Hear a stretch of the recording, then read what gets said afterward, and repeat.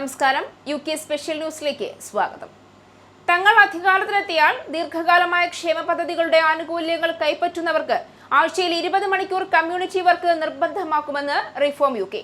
ഹൈസ്ട്രീറ്റുകൾ വൃത്തിയാക്കുന്നത് ഉൾപ്പെടെയുള്ള സേവന പരിപാടികളിൽ പങ്കെടുത്താൽ മാത്രമേ അവർക്ക് ആനുകൂല്യങ്ങൾ തുടർന്നും ലഭിക്കുകയുള്ളൂ എന്നും പാർട്ടി വ്യക്തമാക്കി. അധികാരത്തിലെത്തിയാൽ ദീർഘകാലമായ ക്ഷേമ പദ്ധതികളുടെ ആനുകൂല്യങ്ങൾ കൈപ്പറ്റുന്നവർക്ക് ആഴ്ചയിൽ 20 മണിക്കൂർ കമ്മ്യൂണിറ്റി വർക്ക് നിർബന്ധമാക്കുമെന്നും ഹൈസ്ട്രീറ്റുകൾ വൃത്തിയാക്കുന്നത് ഉൾപ്പെടെയുള്ള സേവന പരിപാടികളിൽ പങ്കെടുത്താൽ മാത്രമേ അവർക്ക് ആനുകൂല്യങ്ങൾ തുടർന്നും ലഭിക്കുകയുള്ളൂ എന്നും വ്യക്തമാക്കി റിഫോം UK. ആനുകൂല്യങ്ങൾ കൈപ്പറ്റുന്നവരെ വെൽഫെയർ ടു വർക്ക് പദ്ധതിക്ക് കീഴിൽ അലാം ക്ലോക്ക് ബ്രിട്ടന്റെ ഭാഗമാക്കുമെന്നാണ് പാർട്ടിയുടെ ധനകാര്യ വക്താവ് റോബർട്ട് ജെൻഡിക് പറഞ്ഞത്. ഈ നിർദ്ദേശമനുസരിച്ച് 12 മാസക്കാലത്തിനകം തൊഴിൽ ഏർപ്പെടാതിരിക്കുകയും എന്നാൽ ജോലി ചെയ്യാനുള്ള ക്ഷമത ഉണ്ടായിരിക്കുകയും ചെയ്യുന്നവർ അവരുടെ പ്രാദേശിക കൗൺസിലുകൾ നൽകുന്ന സാമൂഹിക പ്രവർത്തനങ്ങൾ ഏറ്റെടുക്കേണ്ടതായി വരും. ഹൈസ്ട്രീറ്റുകളും പാർക്കുകളും വൃത്തിയാക്കുക, ലൈബ്രറികളിലെയും കമ്മ്യൂണിറ്റി സെന്ററുകളിലെയും ജീവനക്കാരായി ജോലി ചെയ്യുക, പ്രാദേശിക ചാരിറ്റികൾക്കൊപ്പം ജോലി ചെയ്യുക തുടങ്ങിയ സേവനങ്ങളായിരിക്കും ഇവർ നൽകേണ്ടതെന്നും ജെൻഡിക് വ്യക്തമാക്കി. ആനുകൂല്യങ്ങൾ കൈപ്പറ്റുന്നവർ അതിന് തയ്യാറാകാതെ വരികയോ നിയോഗിക്കപ്പെട്ട സേവനങ്ങൾക്കായി എത്താതിരിക്കുകയോ ചെയ്താൽ അവർക്ക് പിഴ ഒടുക്കേണ്ടതായി വരുമെന്നും അദ്ദേഹം കൂട്ടിച്ചേർത്തു. ജോലി ചെയ്യാൻ പ്രാപ്തിയുള്ളവർ അതിന് തയ്യാറായില്ല എങ്കിൽ അവർക്കൊന്നും ലഭിക്കുകയില്ല എന്നും അദ്ദേഹം മുന്നറിയിപ്പ് നൽകി. ക്ഷേമ പദ്ധതികൾക്കായി സർക്കാർ ചെലവഴിക്കുന്ന തുകയിൽ നിന്നും ഈ പദ്ധതി വഴി ഏകദേശം 50 ബില്യൺ പൗണ്ട് ലാഭിക്കാൻ കഴിയുമെന്നാണ് റിഫോം UK അവകാശപ്പെടുന്നത്. യൂറോപ്യൻ യൂണിയൻ പൗരന്മാർ ഉൾപ്പെടെയുള്ള വിദേശ പൗരന്മാർക്ക് ആനുകൂല്യങ്ങൾ നിഷേധിക്കുമെന്ന് നേരത്തെ പാർട്ടി പ്രഖ്യാപിച്ചിരുന്നു.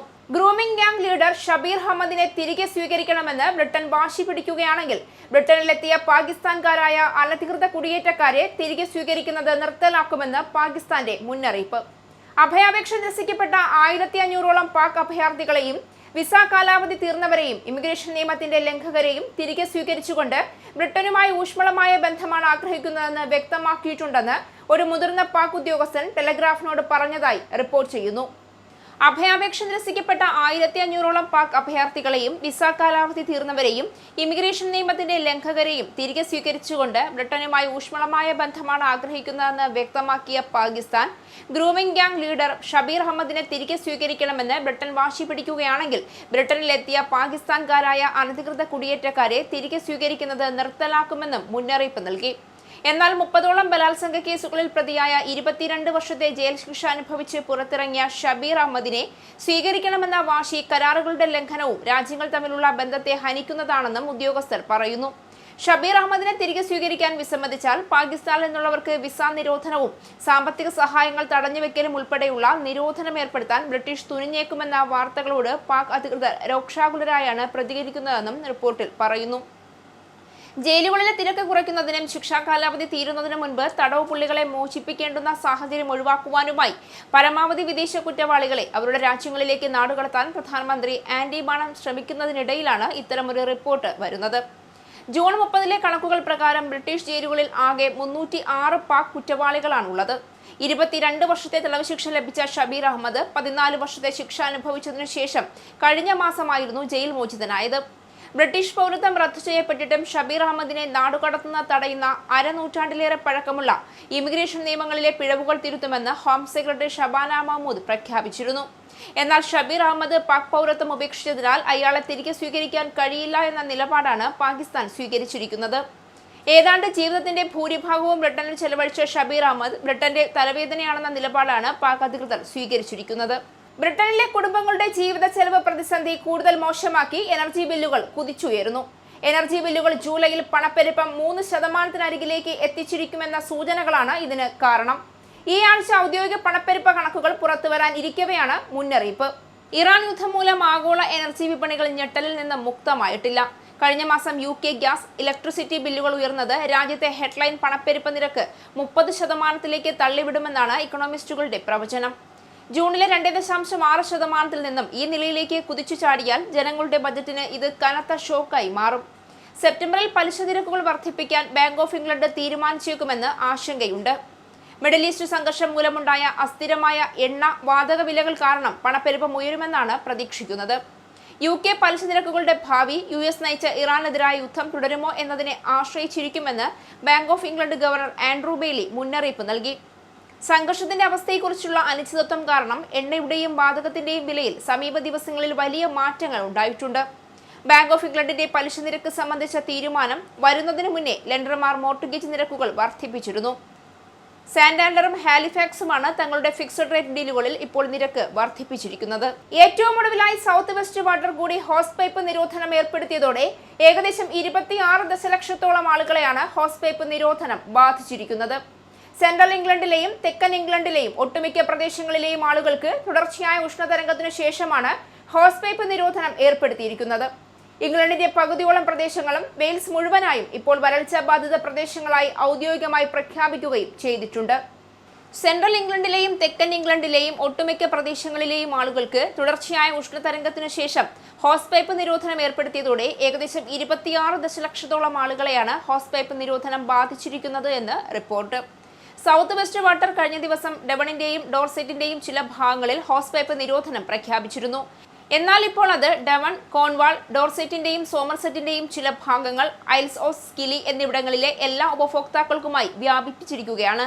Thames Water, South East Water, Anglian Water എന്നീ കമ്പനികൾ ഉൾപ്പെടെ തെക്കൻ ഇംഗ്ലണ്ടിലെയും കിഴക്കൻ ഇംഗ്ലണ്ടിലെയും മറ്റ് 9 സ്വകാര്യ ജലവിതരണ കമ്പനിക്കാർ കൂടി ഹോസ് പൈപ്പ് നിരോധനം പ്രഖ്യാപിച്ചിട്ടുണ്ട്. വെയിൽസിൽ വെൽഷ് വാട്ടറും ഹോസ് പൈപ്പ് നിരോധനം പ്രഖ്യാപിച്ചു കഴിഞ്ഞു. ഹോസ് പൈപ്പ് നിരോധനം എന്നത് കേവലം ഒരു നിർദ്ദേശമല്ല, മറിച്ചൊരു ഉത്തരവാണ്. അത് ലംഘിച്ചാൽ 1000 പൗണ്ട് വരെ പിഴ ഒടുക്കേണ്ടതായി വരും.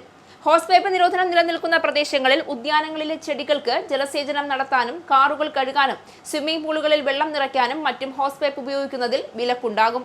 താപനിലയുടെ കാര്യത്തിൽ സകല റെക്കോർഡുകളും തകർത്ത ഉഷ്ണതരംഗങ്ങളും വരൾച്ചയും ദൃശ്യമായ ആഴ്ചകൾക്ക് ശേഷം ബ്രിട്ടനിൽ മഴ തിരികെ എത്തി. ലണ്ടന്റെ ചില ഭാഗങ്ങൾ, കെന്റ്, എസെക്സ്, സസെക്സ് എന്നിവിടങ്ങളിൽ രാത്രികാലത്ത് ചെറിയ മഴ അനുഭവപ്പെട്ടു. ഈ പ്രദേശങ്ങളെല്ലാം തന്നെ ഇക്കഴിഞ്ഞ ജൂലൈ 29 തന്നെ വരൾച്ച ബാധിത പ്രദേശങ്ങളായി പ്രഖ്യാപിച്ചിരുന്നതാണ്.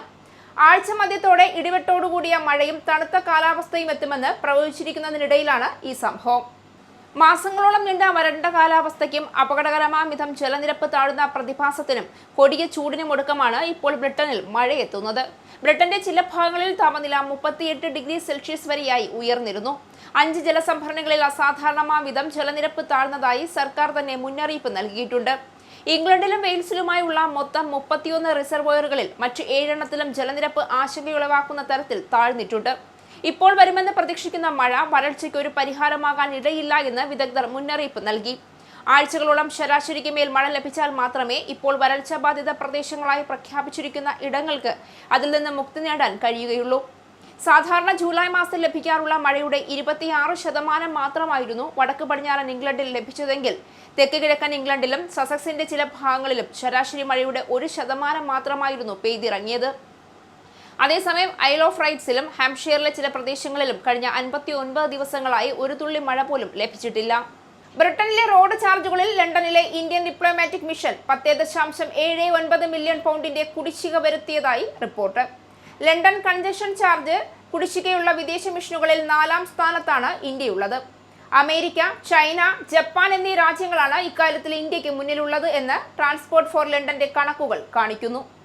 ബ്രിട്ടനിലെ റോഡ് ചാർജുകളിൽ ലണ്ടനിലെ ഇന്ത്യൻ ഡിപ്ലോമാറ്റിക് മിഷൻ 10.79 മില്യൺ പൗണ്ടിന്റെ കുടിശ്ശിക വരുത്തിയതായി റിപ്പോർട്ട്. 2003 ഫെബ്രുവരി മുതൽ 2026 ജൂൺ വരെയുള്ള കണക്കുകളാണിത്. ചാർജുകൾ പ്രാബല്യത്തിലുള്ള സമയത്ത് സെൻട്രൽ ലണ്ടനിലെ നിശ്ചിത മേഖലകളിലൂടെ വാഹനം ഓടിക്കുന്നതിന് വാഹനമുടമകൾ പ്രതിദിനം നൽകേണ്ടുന്ന തുകയാണ് കൺജങ്ഷൻ ചാർജ്. നിലവിൽ പണം മുൻകൂറായി നൽകിയാൽ പ്രതിദിനം 18 പൗണ്ട് വീതമാണ് കൺജങ്ഷൻ ചാർജ്. ഇത് മുൻകൂറായി നൽകുകയോ യാത്ര ചെയ്യുന്ന ദിവസം നൽകുകയോ ചെയ്യാം. സെൻട്രൽ ലണ്ടനിലെ ഗതാഗത കുരുക്ക് കുറയ്ക്കുന്ന ശ്രമങ്ങളുടെ ഭാഗമായിട്ടാണ് ഈ ചാർജ് ഏർപ്പെടുത്തിയിരിക്കുന്നത്. ചില നയതന്ത്ര കാര്യാലയങ്ങൾ ഈ ചാർജിന്റെ കാര്യത്തിൽ തർക്കങ്ങൾ ഉന്നയിച്ചിരുന്നു. എന്നാൽ ഇതൊരു നികുതി അല്ല എന്നും ഒരു സേവനത്തിനുള്ള ചാർജാണ് എന്നുമാണ് ട്രാൻസ്പോർട്ട് ഫോർ ലണ്ടന്റെയും സർക്കാരിന്റെയും നിലപാട്. അതുകൊണ്ട് തന്നെ നയതന്ത്ര പ്രതിനിധികൾക്കും ഉദ്യോഗസ്ഥർക്കും അതിൽ നിന്നും ഇളവ് നൽകാൻ കഴിയില്ല എന്നും അവർ വാദിക്കുന്നു. കുടിശ്ശികയും അതുമായി ബന്ധപ്പെട്ട പിഴത്തുകകളും ഈ രാജ്യങ്ങളിൽ നിന്നും ഈടാക്കാനുള്ള ശ്രമങ്ങൾ തുടരുമെന്നും അധികൃതർ വ്യക്തമാക്കിയിട്ടുണ്ട്. 16.3 മില്യൺ പൗണ്ട് നൽകാനുള്ള അമേരിക്കയാണ് ലിസ്റ്റിൽ 1ാം സ്ഥാനത്ത്. 13.08 മില്യൺ പൗണ്ടിന്റെ കുടിശ്ശികയുമായി ചൈന 2ാം സ്ഥാനത്തും 11.25 പൗണ്ടിന്റെ കുടിശ്ശികയുമായി ജപ്പാൻ 3ാം സ്ഥാനത്തുമാണ്. ബ്രിട്ടനിൽ വീടുകൾക്ക് ആവശ്യക്കാർ ഏറുമ്പോഴും ഫ്ളാറ്റുകൾക്ക് ആവശ്യക്കാർ കുറയുകയാണെന്ന് റിപ്പോർട്ട്. ഡെവണിലെ കടലോര റിസോർട്ടിലെ ഫ്ളാറ്റ് വിൽക്കാൻ ശ്രമിക്കുന്ന സൂസൻ യങ് എന്ന സ്ത്രീ പറയുന്നത് അടുത്തിടെ 20,000 പൗണ്ട് മുടക്കി നവീകരിച്ച ഫ്ളാറ്റ് നല്ല കടൽ തീര ദൃശ്യങ്ങൾ ലഭിക്കുന്ന ഇടത്തായിട്ട് കൂടി വാങ്ങാൻ ആളുകൾ തയ്യാറാകുന്നില്ല എന്നാണ്. ഇതൊരു ഫ്രീ ഹോൾഡ് ഫ്ലാറ്റ് ആയതിനാൽ ലീസ് ഹോൾഡ് സിസ്റ്റവുമായി ബന്ധപ്പെട്ട തർക്കങ്ങൾക്കും ഇടവരില്ല. ബ്രിട്ടനിൽ ഫ്ളാറ്റുകൾക്ക് ആവശ്യക്കാർ കുറയുകയാണെന്ന് റിപ്പോർട്ട്. ഫ്ളാറ്റ് വിൽക്കാനുണ്ടെന്ന് കാട്ടി 9 മാസങ്ങൾക്ക് മുൻപ് മുൻ അധ്യാപിക പരസ്യം നൽകിയിരുന്നു. അന്നു മുതൽ ഇന്ന് വരെ വെറും 4 പേർ മാത്രമാണ് ഇത് കാണാനെത്തിയത്. 2023 ഇവർ ഫ്ളാറ്റ് വാങ്ങി ഇങ്ങോട്ട് താമസം മാറിയത്. ഇപ്പോൾ കുടുംബപരമായ കാരണങ്ങളാൽ ഇവർ മറ്റൊരിടത്തേക്ക് താമസം മാറ്റാൻ ആലോചിക്കുകയാണ്. 3 ലക്ഷം പൗണ്ട് നൽകി വാങ്ങിയ ഈ ഫ്ളാറ്റിന് ഇപ്പോൾ വിപണിയിൽ പറയുന്ന വില 2,80,000 പൗണ്ടാണ്. ഇതൊരു ഒറ്റപ്പെട്ട സംഭവമല്ല. ലണ്ടനിൽ ലൂസിയ എന്ന സ്ത്രീ 2 ലക്ഷം പൗണ്ട് മുടക്കി വാങ്ങിയ ഫ്ളാറ്റ് അവസാനം വിറ്റത് 1,45,000 പൗണ്ടിനാണ്. സൂപ്ലയുടെ ഡേറ്റ പ്രകാരം 2016 ശേഷം വീടുകളുടെ വിലയിൽ 43% വർധനവുണ്ടായപ്പോൾ ഫ്ളാറ്റുകളുടെ വിലയിൽ ഉണ്ടായത് കേവലം 10% മാത്രം വർധനവാണ്. ഇംഗ്ലണ്ടിൽ വിൽപ്പനയ്ക്ക് വച്ചിരിക്കുന്ന ഒട്ടുമിക്ക ഫ്ളാറ്റുകളും ലീസ് ഹോൾഡാണ്. ഇത്തരത്തിലുള്ള ഉടമസ്ഥാവകാശവുമായി ബന്ധപ്പെട്ട് നടക്കുന്ന തട്ടിപ്പുകളുടെയും തർക്കങ്ങളുടെയും നീണ്ട പട്ടിക ഇവയുടെ വില കുറയ്ക്കുന്നതിന് പ്രധാന കാരണമാകുന്നുണ്ട്. കെന്റിന്റെ വിവിധ ഭാഗങ്ങളിൽ 8,000-ലധികം സൗത്ത് ഈസ്റ്റ് വാട്ടർ ഉപഭോക്താക്കൾക്ക് ജലവിതരണം മുടങ്ങി. ഹേൺബേ, ബ്ലീൻ, ബ്രാബോൺ തുടങ്ങിയ മേഖലകളിലാണ് പ്രധാനമായും പ്രശ്നം രൂക്ഷമായത്. ചൂടേറിയ കാലാവസ്ഥയെ തുടർന്നുണ്ടായ ഉയർന്ന ജല ഉപഭോഗം, പൈപ്പ് പൊട്ടലുകൾ, രാത്രിയിലുണ്ടായ വൈദ്യുതി തടസ്സങ്ങൾ എന്നിവയാണ് പ്രതിസന്ധിക്ക് കാരണമെന്ന് കമ്പനി അറിയിച്ചു. ഹേൺബേ, ബ്ലീൻ, ബ്രോബോൺ തുടങ്ങിയ കെന്റിലെ വിവിധ ഭാഗങ്ങളിൽ 8,000-ലധികം സൗത്ത് ഈസ്റ്റ് വാട്ടർ ഉപഭോക്താക്കൾക്ക് ജലവിതരണം മുടങ്ങി. ചില പ്രദേശങ്ങളിൽ ജലവിതരണം പുനഃസ്ഥാപിക്കാൻ ഏതാനും ദിവസങ്ങൾ കൂടി വേണ്ടിവരുമെന്നും അധികൃതർ മുന്നറിയിപ്പ് നൽകി. ബെനൻഡനും സമീപ പ്രദേശങ്ങളിലുമായി 400ഓളം വീടുകളിൽ കുറഞ്ഞ മർദ്ദമോ പൂർണ്ണമായും ജലവിതരണം നിലച്ച അവസ്ഥയോ ആണ്. ഹേൺബേയിൽ ജലസംഭരണി ഇപ്പോഴും നിർണായകമായി താഴ്ന്ന നിലയിലാണെന്നും വിതരണം പുനഃസ്ഥാപിക്കാൻ സംഭരണ നില ഉയർത്താനുള്ള ശ്രമങ്ങൾ തുടരുകയാണെന്നും സൗത്ത് ഈസ്റ്റ് വാട്ടർ അറിയിച്ചു. ബ്ലീൻ മേഖലയിൽ സാങ്കേതിക തകരാറിനെ തുടർന്ന് വെള്ളം പമ്പ് ചെയ്യാൻ കഴിയാത്ത അവസ്ഥയുണ്ടായി. അതേസമയം ചാരിങ്, ചാലോക്, മൊളാഷ് മേഖലകളിലെ 800 വീടുകളിൽ ജലവിതരണം പുനഃസ്ഥാപിച്ചതായി കമ്പനി അറിയിച്ചു.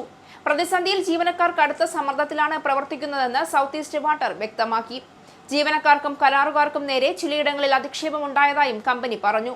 ഉപഭോക്താക്കൾ വെള്ളം ലഭിക്കുന്നിടത്ത് അത്യാവശ്യ ആവശ്യങ്ങൾക്ക് മാത്രം ഉപയോഗിക്കണമെന്ന് അധികൃതർ അഭ്യർത്ഥിച്ചു.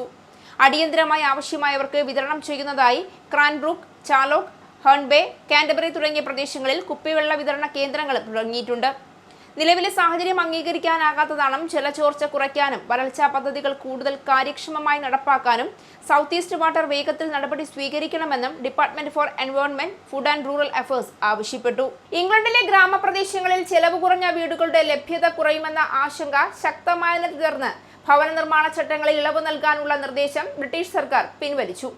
10 മുതൽ 49 വരെ വീടുകൾ ഉൾപ്പെടുന്ന ഭവന പദ്ധതികളിൽ നിർബന്ധമായും ഉൾപ്പെടുത്തേണ്ട താങ്ങാനാവുന്ന വീടുകളുടെ കോട്ട ഒഴിവാക്കാനായിരുന്നു സർക്കാർ ആലോചിച്ചിരുന്നത്.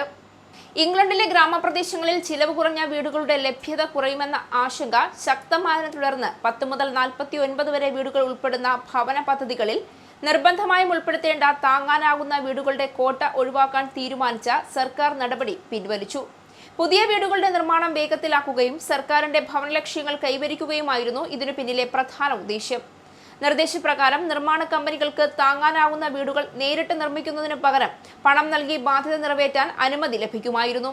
എന്നാൽ ഇത് ഗ്രാമപ്രദേശങ്ങളിൽ സാധാരണ വരുമാനക്കാരായ കുടുംബങ്ങൾക്കും യുവാക്കൾക്കും ലഭിക്കുന്ന വീടുകളുടെ എണ്ണം ഗണ്യമായി കുറയ്ക്കുമെന്ന് ഭവനരംഗത്തെ വിദഗ്ധരും സാമൂഹിക ഭവന സംഘടനകളും മുന്നറിയിപ്പ് നൽകി.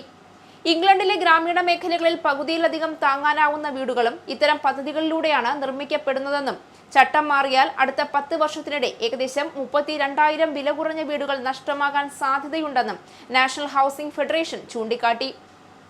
സർക്കാർ നടത്തിയ പൊതുജനാഭിപ്രായ ശേഖരണത്തിൽ നിർദ്ദേശത്തിനെതിരെ വ്യാപക എതിർപ്പാണ് ഉയർന്നത്. ലഭിച്ച പ്രതികരണങ്ങളിൽ വലിയൊരു വിഭാഗം ആളുകളും സംഘടനകളും പദ്ധതി ഉപേക്ഷിക്കണമെന്ന് ആവശ്യപ്പെട്ടു. ഇതേ തുടർന്നാണ് സർക്കാർ നിലപാട് മാറ്റിയത്.